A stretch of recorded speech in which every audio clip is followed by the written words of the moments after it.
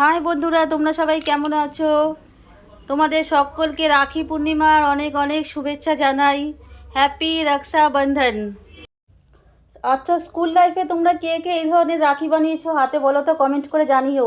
আমরা কিন্তু স্কুল লাইফে এই রাখিগুলো বানিয়েছি। বহু বছর পরে আজ হাতে এই রাখিটা বানালাম আমি। দুটো রাখি বানিয়েছি, খুব স্পিডে ভিডিওটা দেখানো হয়েছে, কেন বড় ভিডিও কেউ দেখতে চায় না, তাই খুব ছোট করে বানানো হয়েছে। ভিডিওটা অবশ্যই বড়, কিন্তু মানে খুব স্পিডে দেখানো হয়েছে। দুটো রাখি আমি হাতে বানিয়েছি। আমার ভাই আছে, ওকে একটা পরাবো, আর একটা আমার বরকে পরানো হবে, কিন্তু আমি পরাবো না, বরকে পরাবে আমার ননদ। কিন্তু আমি বানিয়েছি রাখি দুটো। তোমরা জানাবে, ভিডিওটা পুরো দেখো, দেখার পরে জানাবে কেমন হয়েছে রাখিটা। আগে তো শিফন সুতো দিয়ে রাখি বিক্রি হতো, এখন তো সেই রাখিগুলো প্রায় বিলুপ্তর পথে। হ্যাঁ, শিফন সুতোর অনেকটা ঝামেলা হয়, তাই অ্যাঙ্কার সুতো দিয়ে বানিয়েছি আমি। সুতোর রাখি প্রায় এখন দেখাই যায় না বলতে গেলে, মানে উঠেই গেছে। এখন নানা রকমের অনেক ডিজাইনের রাখি বেরিয়েছে, ভালোও লাগে সেইগুলো দেখতে। কিন্তু পুরনো রাখিগুলোর কথা খুবই মনে পড়ে। ছোটোবেলায় আমরা, আজ থেকে প্রায় 25 বছর আগের কথা বলছি, এই ধরনের শিফন সুতোর রাখিগুলো দেখা যেত। এখন দেখা যাচ্ছে না। আমি বানিয়েছি অ্যাঙ্কার সুতো দিয়ে। তোমরা পুরো ভিডিওটা দেখতে থাকো, আর তোমরা ভিডিও শেষে আমাকে কমেন্ট করে জানিও রাখিটা কেমন হয়েছে। আমার ভালো লাগবে। বেশ অনেকটা সময় লেগেছে। তোমরা 3 মিনিটে হয়তো দেখছো, কিন্তু বানাতে অনেকটা সময় লেগেছে রাখি। রাখি পূর্ণিমার শুভেচ্ছা রইলো তোমাদের সকলকে। আবার পুরো রাখিটা আমি স্টোন দিয়ে করেছি, আর হচ্ছে কুন্দন দিয়ে।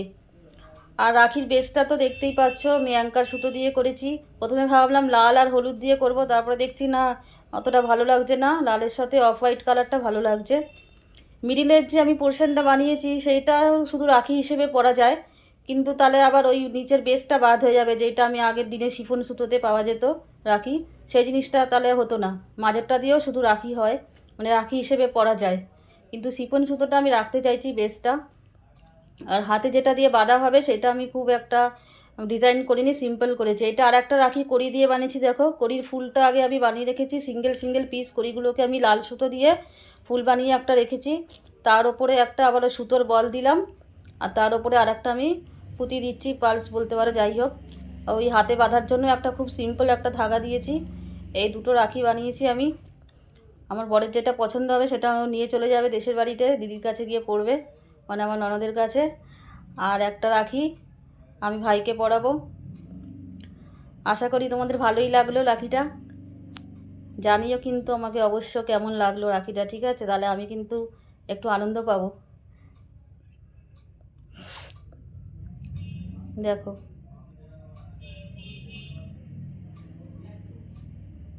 কড়ি দিয়ে মাঝখানে ভেবেছিলাম আমি একটা রুদ্রাক্ষ দেবো, কিন্তু রুদ্রাক্ষের সাথে কড়িটা শুনতে মানাচ্ছে, ভালো লাগছে রুদ্রাক্ষ আর কড়ি, কিন্তু ওই কড়িটা, রুদ্রাক্ষটা বসাবার পরে অতটা ভালো লাগছে না দেখতে।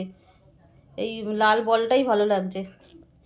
इसे समझो ना, इसे समझो ना रेशम की तार भैया, मेरे राखी का मतलब है प्यार भैया, मेरे राखी का मतलब है प्यार भैया। Thanks for watching.